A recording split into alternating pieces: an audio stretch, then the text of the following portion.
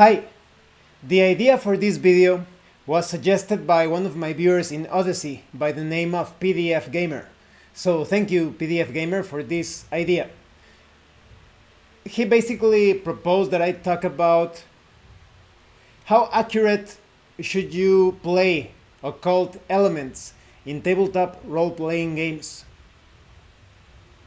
The answer is simple and complex at the same time. And of course, we are going to explore the complexities. Otherwise, we wouldn't have a video, of course. The simple answer is that you should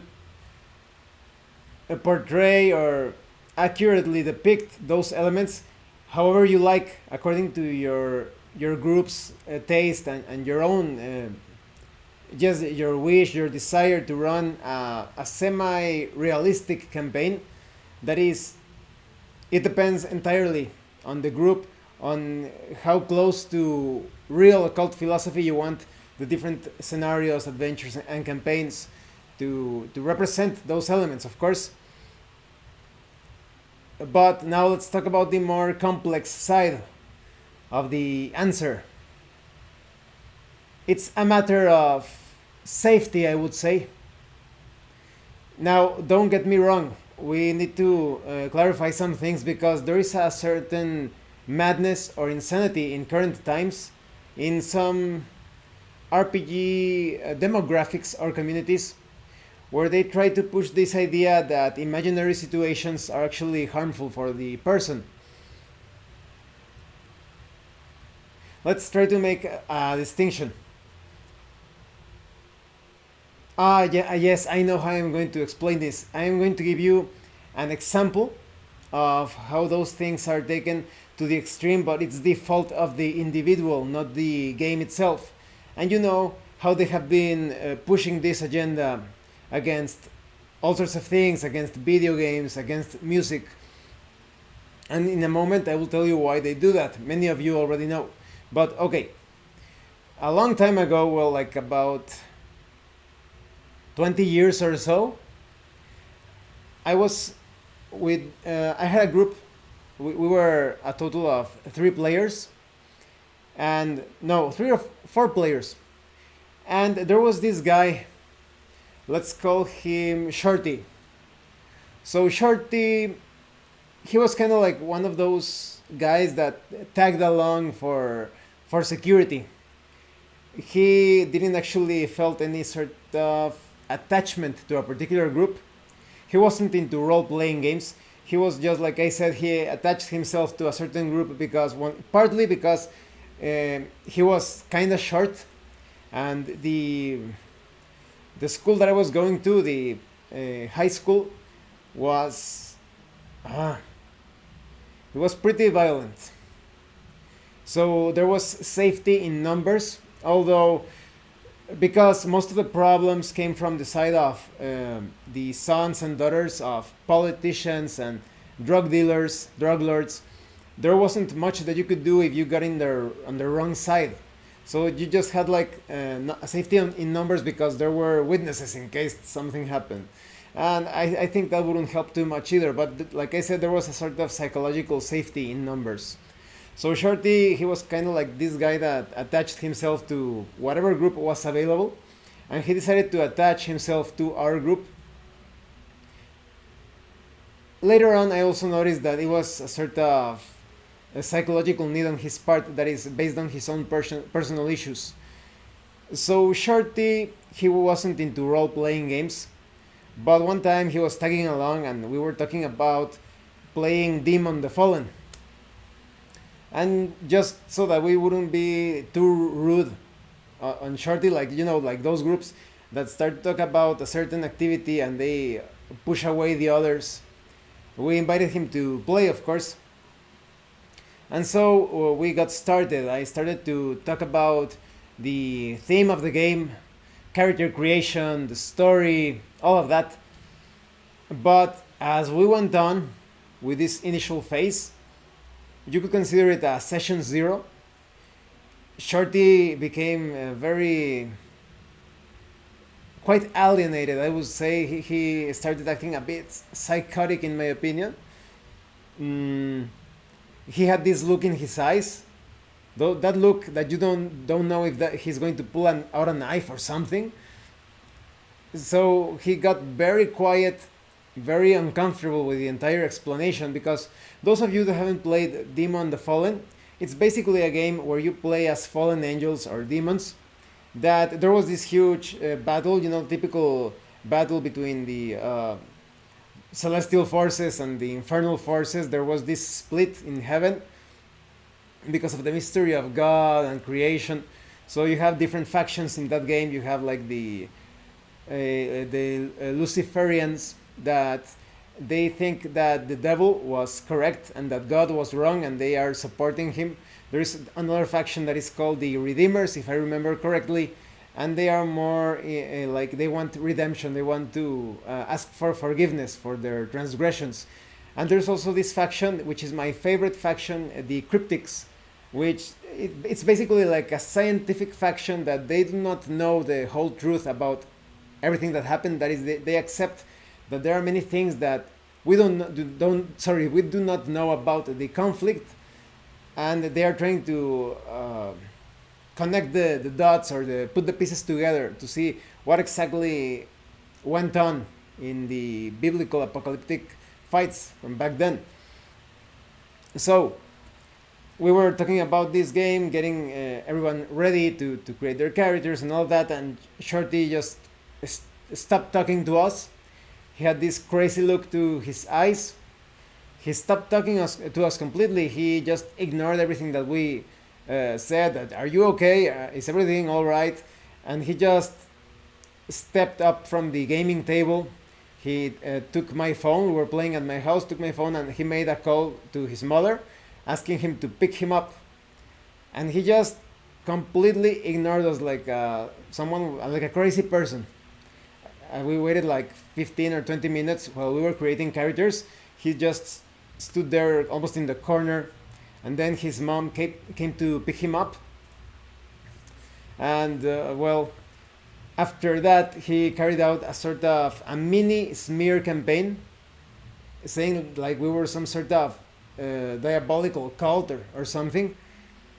And later on, I found out why he was like that. He came from a religious family, so he probably got these warnings from his pastor or his mother or father or whatever, that role-playing games were the tools of the devil, and Demon the Fallen, he probably made a very erroneous connection. And later on, we found out that he was also a junkie, a drug addict.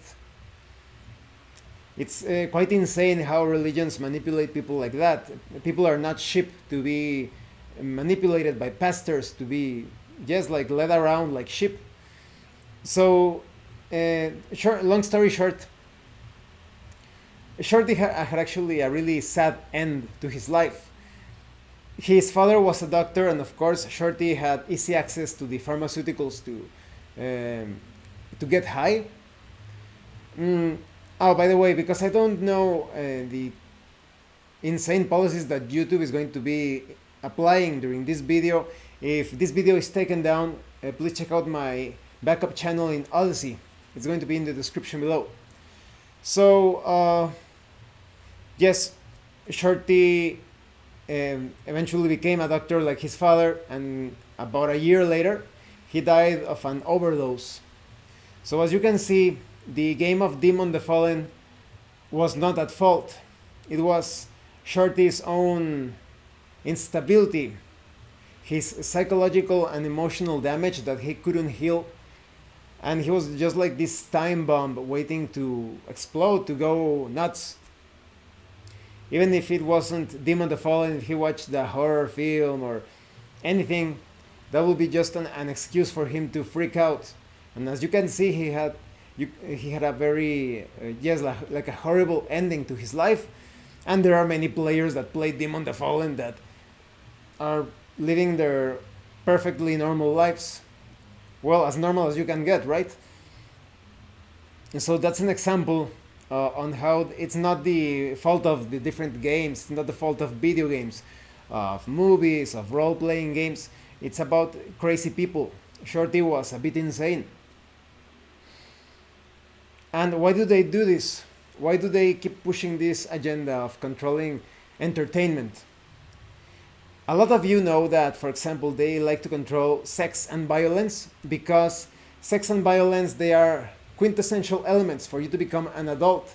The moment a boy or a girl become familiar with sex and violence, they start that transformation of becoming adults. And sadly, because all of that different, what would you say, like safe spaces and pampering and sheltering, there are a lot of kidults, that is, adults that look like adults. They have their families, their jobs, their properties, etc., but they are still very immature mentally and emotionally. So you have these kidults, and that's why the world is in such a mess at times. So that's a reason why the powers that be, governments, corporations, religions, they like to control entertainment because whether we like it or not, entertainment forms a part of our development as adults. And it's easier to control a kidult, an adult that is immature, than a mature person, of course. So that's the one of the main reasons. And of course, you could take this in so many directions. For example, you could say, and why are they pushing things related to race and gender? And that's because that way they can gain the trust of people and they can sell them stuff. If you support the politics of a particular group, if you sell something to that group, they are going to be thinking, oh, well, that corporation, how would you say, they pampered us or they supported us in some way. So now we need to buy their products to be thankful. And that way they get customers.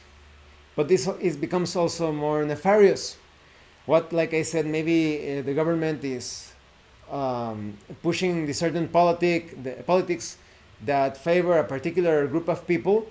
And then when the government tells you, you need to put this poisonous thing into you, you know, the thing that they want to put into your body, and I cannot say it because my video would surely be taken down, but they want to put something into your body, if you know what I mean. And so those people that are easily manipulated, they think, oh, well, the government protected our policy and our politics, our agenda, so they are probably, they have their our best interests in their minds. And that's how they manipulate people. So moving on from that, this is not what I am talking about when I say safety. That is, it's not something like to create a safe space so that imaginary scenarios do not harm you. It's more related to occult philosophy in terms of the influence of sounds and images. Now, maybe some of you think that this is like a superstition. Either way, I hope you will find some value to this video. That is, you could take this as fiction and you can stretch out the truth or just like blow it out of proportion or make it really over the top so you can have some adventures, campaigns using those themes. If you haven't seen my video where I talk about using the occult in role-playing games in general, please check out the link in the description. I'm also going to put my playlist where I have different scary related videos or horror related videos. In fact, in one of those videos I talked a bit about what I am talking about today, but it was a somewhat superficial view. I think it was in how to use horror in role-playing games or something like that. I don't remember the title. But so moving on, I am going to give you two examples. First, like a justification according to occult philosophy when it comes to some harmful elements, and a couple of examples, if you can consider them like that. They could be considered coincidences on how such things could happen, so some negative effects could occur. So according to occult philosophy, the power of imagination is both a creative and a perceptive force. Most people, when you talk about imagination, they think that it is this quality or property of the mind of just creating like delusions, like daydreams or creating these fictional scenarios just for your own amusement or entertainment, or sometimes, like I said, for your own delusion. But according to occult philosophy, imagination is a way in which we can bring forth things that are not material. That is, just think about your computer or your house or your clothes. First, they didn't exist like that. They were immaterial concepts, they were ideas. But someone imagined, like, wouldn't it be great that we have this machine that accomplishes different tasks, perhaps even at the same time, and you can do all sorts of things with it? Or wouldn't it be great if we had some sort of way of protecting our bodies and look fashionable at the same time? Or wouldn't it be great if we had shelter and we could like embellish that shelter with all sorts of like um, nice looking facade and stone steps? And so all of those things were at once immaterial. They were like that, ideas floating in someone's head. So that's why I think reality is so magical, because all of those things, all of the things that we have here, books, bookshelves, etc., they were brought in, they were manifested in some way by taking the materials from the material world and building those objects. So those are kind of like the principles of occult philosophy. And when it comes to using imagination as a sort of organ, to put it like that, to perceive different things, perhaps someone decided to carry out some sort of ritual or operation, or some sort of psychic, just like a psychic project of sorts, and the person starts to move around certain occult principles and saying the right words and the drawings, different sigils and symbols, and doing all sorts of things to obtain a certain effect. Maybe during the process, that person has some sort of mental images, as if they are contacting different entities, or they are seeing energies and powers and who knows what. How can we tell if that's a delusion or if it's something more objective? Although it is quite subjective, because we are still using our imagination to interpret different vibrations according to occult philosophy. If someone does all of that and starts to imagine things and nothing happens, that is, maybe that person is doing sort of ritual to, let's say, get some money for some emergency. Oh, this happened, and now you need to obtain who knows how much money to do this or that. Like the typical like meme of the 80s films, like we have to save the breakdancing orphanage or something, something like that. So I think I got that example from the Sean Baby's website a long time ago.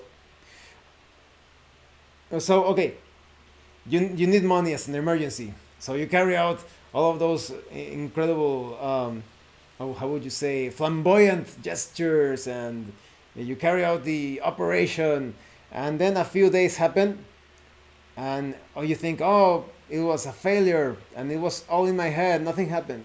But suddenly you win a prize, and you think, yes, the operation worked, but the prize is an object, let's say a sort of playground for kids, like you have like this small slide and like swings and all that, and you're like, oh well, I can't, that's not money, how can I use that? But suddenly someone becomes aware of that you want the prize, and tells you, well, I actually have kids and I want to purchase that for my kids, I will offer you this much for that complete set. And that's the money that you needed for whatever it is that you needed. Just to give you a very vague example, right? It could be applied to many things in many different situations. So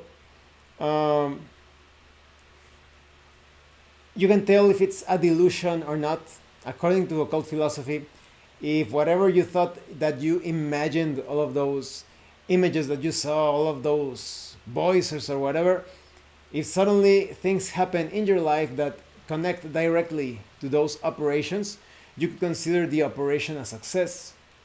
and maybe you actually heard something or you saw something. Who knows? So making that clarification, mm, you could say that when it comes to occult concepts, the safety issue or preoccupation, how would you call it? Yes, like something that you shouldn't mess with could have some potential negative effects as well. And this is where I give you a couple of examples. They could be considered coincidences, but it's all up to you. First example, back in college, there was this group that was into role playing games, but I never trusted them because they were Marxists, for starters. They had this sort of shady aura to them. But one time they were playing, I don't know which occult role playing game or video game even. I was just like hearing the conversation. I was eating at the cafeteria and they were talking in a table close to mine. And they were talking about this symbol that represented, I don't know the exact demon, but they were like very serious, like, oh, this symbol. And they drew it in a napkin and you must be very careful with it. And they were talking like that. And then this guy, let's call him Pedro. Pedro approached the table. He heard the conversation as he was walking by. And Pedro was this sort of guy that it seems like he had everything going for him. He had a girlfriend, he had his car. Well, it wasn't a really nice looking car, but it was pretty decent in my opinion. He also had a lot of success when it comes to his projects in the university. So he had like everything going for him. He was also quite popular.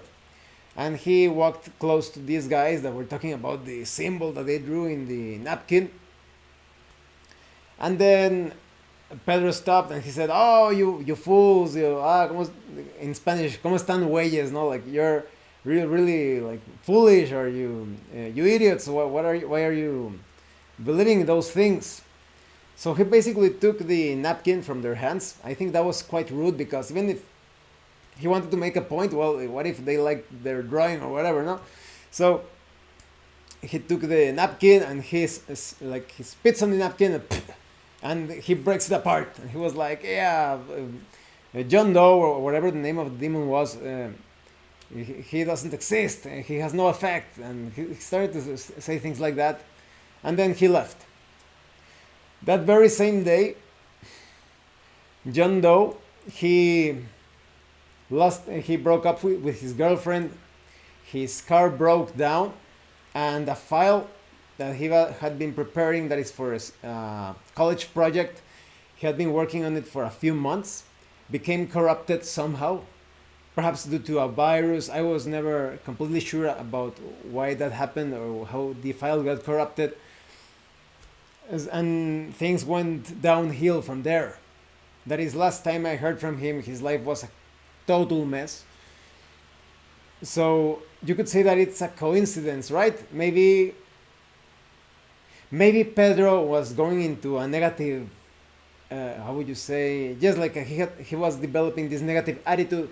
So it was just a coincidence that he broke the symbol and like he spat on it, and you could say, well, that he brought it upon himself because it was due to his own mistakes in a more pragmatic way. But you could say that maybe some sort of curse or hex fell upon him because he disrespected the symbol. Now, second example, and I find this example very disturbing because when it comes to tabletop role-playing game designers, you could look it up, do some Google it or whatever. There is this tendency, you could say, of houses burning down. Maybe it's because role-playing game designers have a lot of RPG books. Maybe there is an accident and their houses burn down, but just look for different role-playing game designers that their house burned down. and you're going to find at the very least like 3 or 4 cases that are somewhat similar. So, okay, moving on. I used to talk to this role-playing game designer. He's not like one of the most famous ones, but his couple of games, they're actually pretty good. I reviewed one in my channel. I'm not going to say the name of the designer, of course. This is not to attack or to, what would you say, expose the person to carelessness. But I met him through forums, and we were talking about different things, and he was playing this role-playing game that requires you to use certain symbols. You could say they are occult symbols. They are part of the mechanism of the gameplay mechanism or the rules. And he started to like brag, just like brag or comment that he knew the correct pronunciations of these different symbols, the magical names, so to speak. And considering a certain combination that he got during a session, I was like, well, don't you think it's a bit disrespectful to use those, like using those symbols in a game as if it was just like they were like playing pieces and such? And he said, no, well, my ancestors used those symbols. And I was like, well, yes, but I think your ancestors thought that those symbols were perhaps even sacred. Well, sacred or profane, it depends. So I don't think they would use them in games. And he was like, no, yeah, there's no problem at all. But I said, well, considering that the symbols that you mentioned had some sort of like destructive properties to them, one basically represented suffering, the other one destruction, and you were saying those names out loud in the correct pronunciation according to you, wouldn't it be better that you made some sort of like a sort of ritual or prayer to say, to, I don't know, telling the entities attached to those symbols that you were not carrying out any sort of magical operations, that you were celebrating some sort of entertainment or game to just like to honor the culture or something? And he was like, no, nothing like that will happen.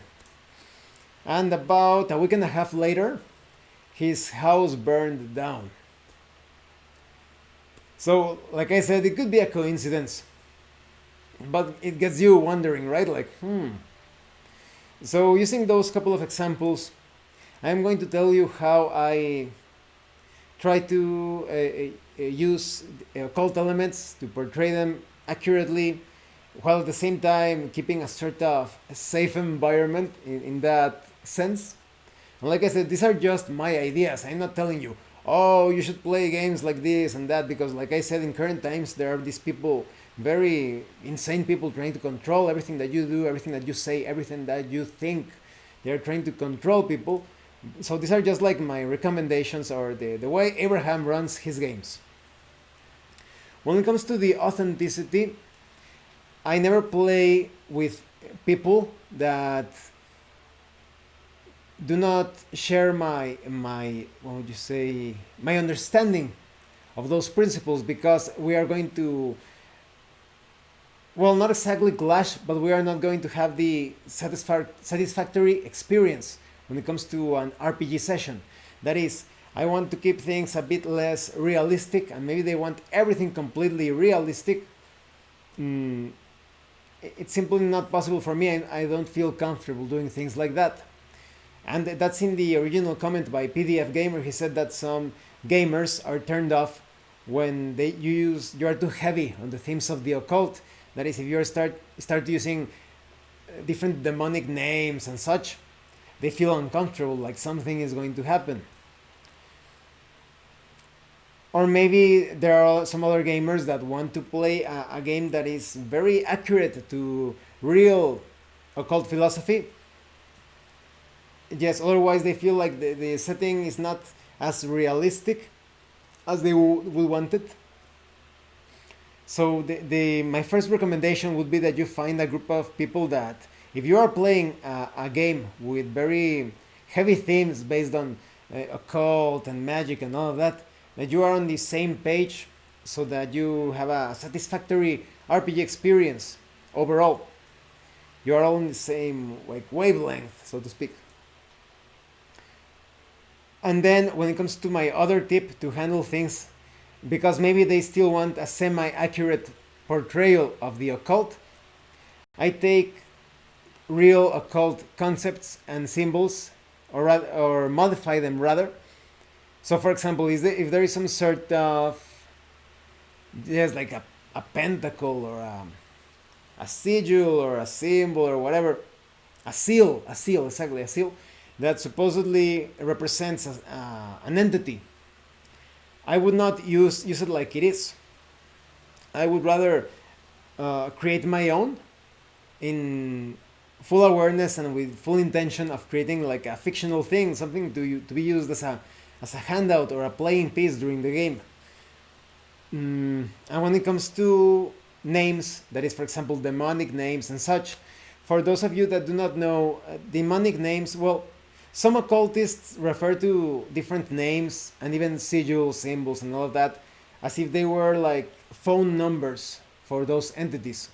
So when you are saying the name out loud, or when you are using those images connected to a specific entity, not general ones, right? For example, look at the pentagram next to me.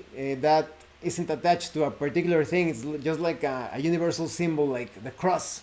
You can find the cross in all over the world, in different cultures. It's like a universal symbol. It's only when you attach something to those universal symbols that they have some other type of effect. So, like I said, I create my own fictional names and fictional symbols because, like I said, the analogy or the comparison of a phone number with those names or symbols, I don't think it's exactly accurate, because when you call someone on the phone, it's not like the person is going to have the ability to teleport to where you are talking from. But in the case of names and symbols, according to occult philosophy, if you are not careful, not only will you make a call, maybe the entity will answer, maybe it's a chaotic entity or an entity with ill intent, and it will try to force its way into our world. It sounds pretty like a fantasy thing, right? But it's not like he's going to be summoned into the material plane, right? That would be completely anti-scientific, because science is all about material things. That's why science will never be able to analyze more spiritual things, because you cannot quantify spirit. So let's say that you said the name of this demon and he picked up the phone, so to speak, and he teleports to the location. He's going to cause all sorts of misfortune, disease, poverty, all of that on that unfortunate individual or group of people in the case of a role-playing game. And like I said, this is according to occult philosophy. If you do not think this is possible, maybe you can stretch it out in one of your fictional adventures for some horror ideas, encounters, and all of that. So that's why I modify the names. So maybe and every name from angels and demons and all of that, they have meanings to them. They have a certain meaning, a vibration according to the syllables, etc. There are some very interesting coincidences and comparisons. When it comes to holy names, and I say these names with the utmost respect, for example, Odin, you have vowel, consonant, consonant. And in Kabbalah, you have Adon, which is Lord. Vowel, consonant. So those are some very interesting comparisons. As you can see, the structure is almost the same. So they have a similar vibration expressing a sort of Lord deity. So when you say those names, maybe you want to use a name in your adventure that literally means the poison of God. Imagine such a terrifying name. Saying it like that, of course, not in the original pronunciation, the Hebrew word, it's not going to be, well, I will say that it's not going to be as harmful. But just in case, the poison of God will fall on my enemies. You could say it like that so that it's safe. But if you take the original name, and I know a lot of you are familiar with that name, well, some things could happen according to occult philosophy. So if I wanted to use that name in my adventure or scenario or whatever, I would modify it to the point that it sounds like fear the power of Somalal. Something like that. I just made it up. And the name doesn't make sense in Hebrew.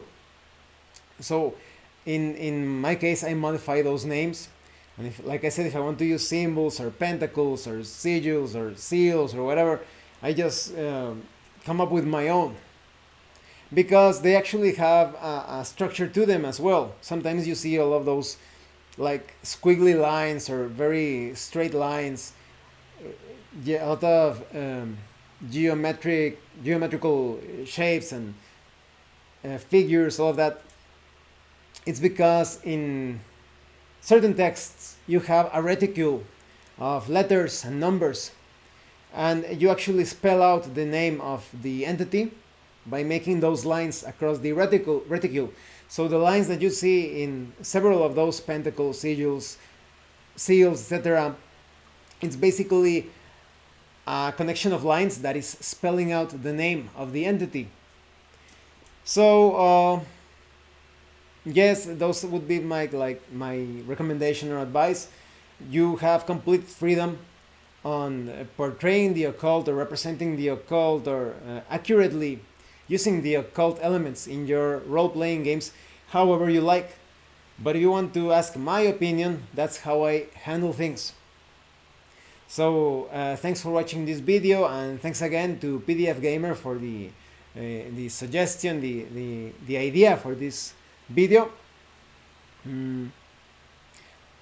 As always, I welcome all comments with ideas about different videos that I could bring out this month of October related to scary things. I started earlier in September because I want to produce a lot of videos, as many as I can.